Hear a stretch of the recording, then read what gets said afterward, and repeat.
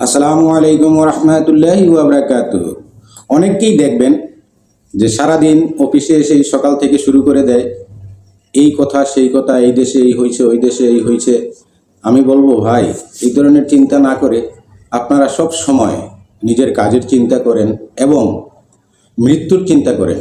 যা আপনার তো একদিন মরতে হবে, আমার একদিন মরতে হবে, তাহলে আমরা মরার সময় আল্লাহর কাছে গিয়ে কি জবাব দিব?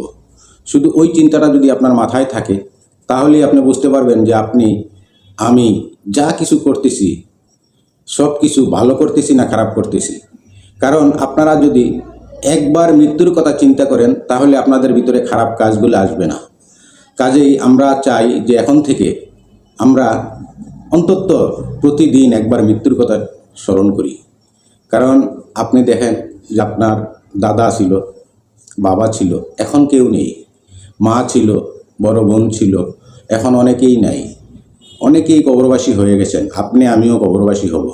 কাজেই আমাদের ওই চিন্তাটা মাথায় রাখতে হবে যে আমরা যদি মারা যাই, তাহলে আমরা আল্লাহর দরবারে গিয়ে কি জবাব দিব। যদি ওই চিন্তাটা আপনার মাথায় থাকে, তাহলে আপনি খারাপ কাজ করবেন না, আপনি কারো মনে কষ্ট দিবেন না।